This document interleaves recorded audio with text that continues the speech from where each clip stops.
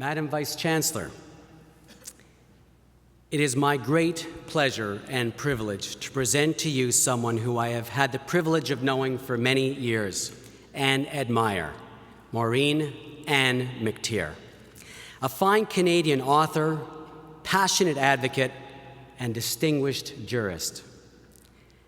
Her 5 books cover a wide range of topics from architecture and history to government, to the politics of human reproduction, to political, philosophical issues such as life and death, to autobiography. 2 have been translated into French, which is not surprising, as she is fluently bilingual and reaches audiences across the nation and beyond. As specialist in medical law, she served on the Royal Commission on Reproductive Technologies and Genetic Technologies.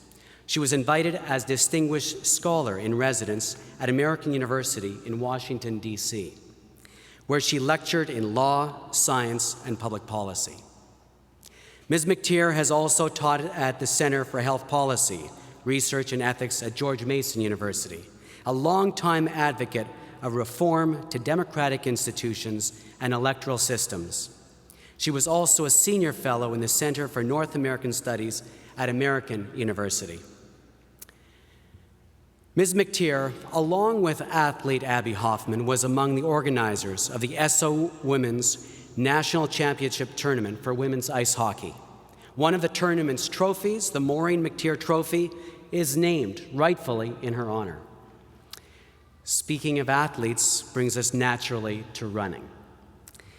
In the 1988 federal election, Ms. McTeer ran as a candidate in Carleton, Gloucester, thus becoming the only spouse of a former Canadian Prime Minister to have run for office herself.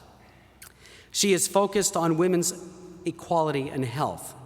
She has indeed been a role model for women, making a strong, independent career and many contributions to this country in her own right. She has certainly worked hard on this on her own and worked very hard with others.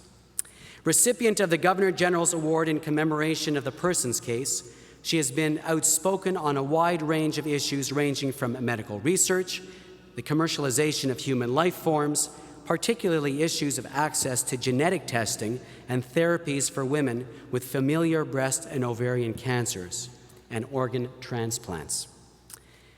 Ms. McTeer chairs the advisory board of the Shirley E. Greenberg Women's Health Center.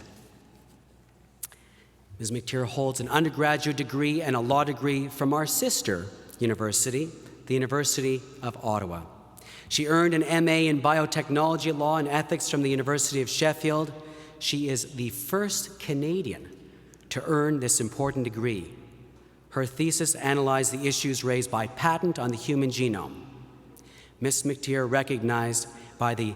recognized by the University of Sheffield with an honorary degree for this work and for her work for women in development, the education of girls, the local and international empowerment of women in the developing world.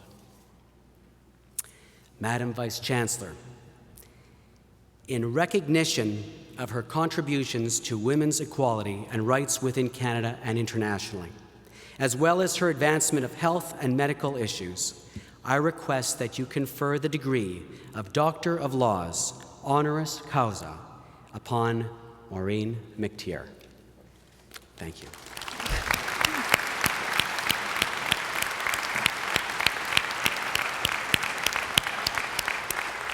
By virtue of the authority vested in me by the Faculty Senate and the Board of Governors of Carleton University, it is a privilege to grant you the degree of Doctor of Laws, honoris causa, with all the rights and privileges and responsibilities thereto pertaining.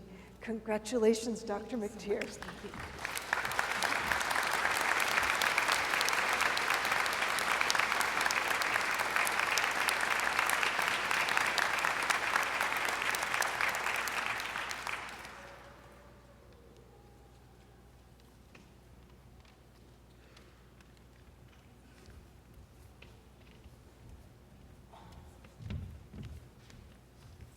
Well, thank you very much, Madam President and Vice Chancellor.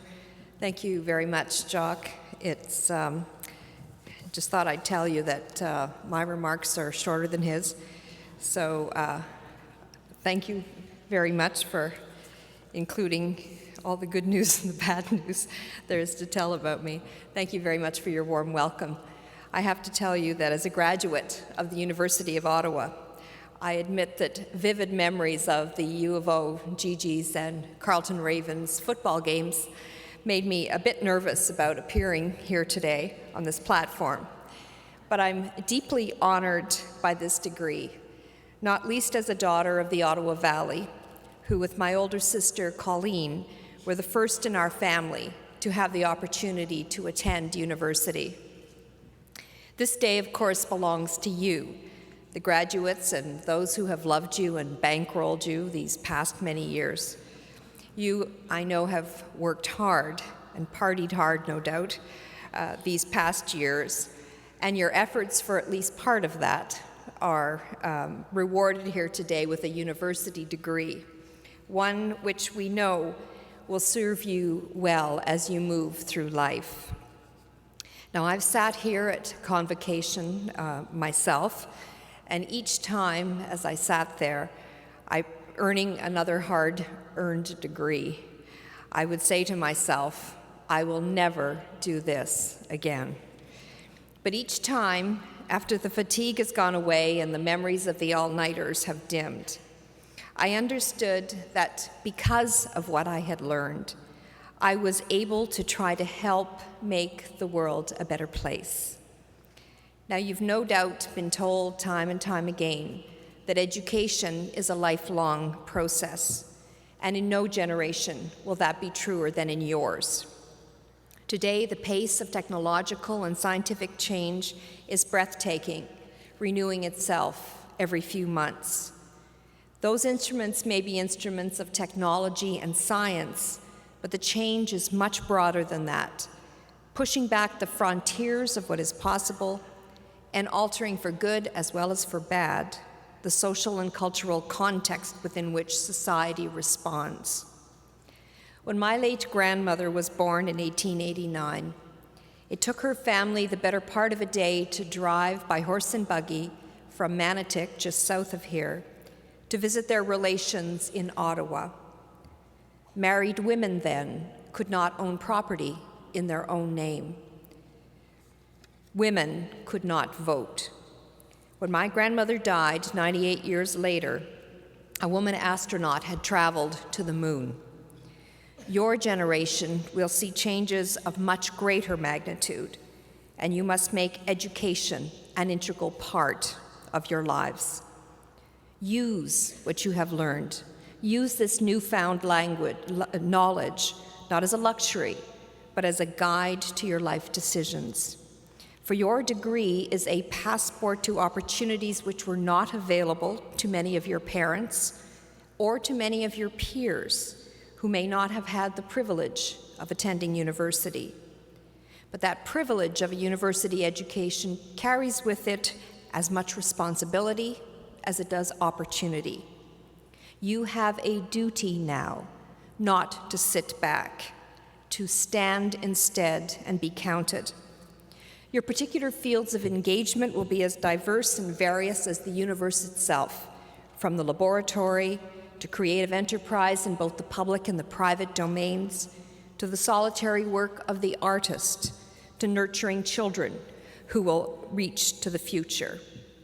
You will not know today what you will become, but your degrees carry with them a duty to engage. It is a ticket to center field, not to the sidelines. That field is not an easy place, and I'm sure many of you feel that the sidelines would be much safer. But is the point of learning to be safe? I don't think so. The point of learning is precisely to use the skills that you have acquired, to grow, to change, and to make things better. Of course, people may mock you, they may doubt you, they may knock you down. People mocked me when I kept my own name when I married only 100 years ago this month. No, 37 years ago this month.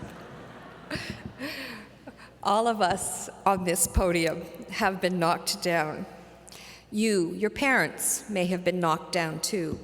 But we have all stood up, and the point of this privilege of education, of the degree that you receive today, is to help you to always stand up as you find your way through life's inevitable challenges. You will need courage. You will need perseverance. You women especially, because in this rich and still progressive country, where gender equality, while is fully entrenched in our Charter of Rights and Freedoms, it is often not so entrenched in our practices and in our institutions. But for both the women and the men graduating today, I know that the world can often seem overwhelming, driven by forces that none of us seem able to control, from tsunamis to the stock market. And so there's a natural temptation to retreat, to feel powerless. Remember, though, that for every generation, there have always been forces that appeared overwhelming. One way to face them, to change them, is for people like you in this graduating class to enlarge and to apply your talents and to have the courage to face these challenges. That is how science and medicine find cures, how writers and artists write great works to inspire us. That is the way that civilized societies have responded to the forces that have seemed overwhelming during past generations. It is what education allows. It is what you can do now. Now, of course, Canada stands apart as a place of opportunity and freedom in the world. It is no utopia, and we have work to do here too, to ensure that the freedoms that we cherish and the equality that we have earned are maintained and enhanced. But this degree that you receive today puts you in a special class, the class of the educated. And with that privilege comes the responsibility to look out for others, here in Canada, of course, but also around the world. Caring for people who are not so lucky, not as lucky as we are. Now, many of you know that I have spent my life fighting for justice and for fairness for women. Today, my advocacy focuses on women's health, which I argue is a basic human right, and in particular, these past months, on maternal health, maternal and child health. The 8 United Nations Millennium Goals that the world's countries, including Canada, committed to in 2000 are supposed to put an end to extreme poverty by 2015. One of those goals, the 5th goal, commits Canada and the world to reduce by 3/4 the number of women who die every year from preventable causes of pregnancy and birth, and to ensure that women have access to sexual and the reproductive services that they need. Today, as many as 500,000 women die every year from preventable causes of pregnancy and birth, almost all, of course, in the developing world, but also here in Canada. It is a huge challenge, but it is an international outrage that women's lives should be of so little value that they are condemned to death for trying to bring life into the world. I hope that many of you here in this graduating class will commit yourselves to justice and to fairness, and that you will stand and be concerned and counted on issues such as women's equality, such as maternal health, indeed on all of the important issues of this extraordinary time that you have grown up in. Challenges that are crying out for solutions, demanding individual support, and action from each and every one of us. And a final message, so that you don't all want to just set yourselves on fire. A final message I want to leave with you is to enjoy life. It goes by very, very quickly. Savor its good times, because often there's bad times that come too. Take care of yourselves, and especially take care of those whom you love. You've earned, of course, the right to celebrate today, and I'm sure most of you will. You'll regret it in the morning, let me tell you, but enjoy yourselves tonight. You may even want to take a vacation. But the real satisfaction will be the use that you make tomorrow of the university degree that you receive today. Good luck to you all. Bonne chance à vous tous.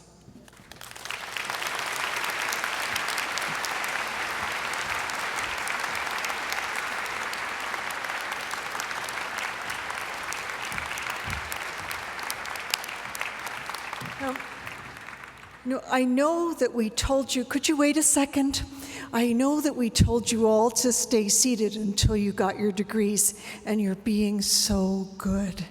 Thank you. But you should know that when we pick an honorary degree recipient, we pick somebody who will inspire us by their greatness, by their goodness, by their wisdom. And today we have been doubly inspired.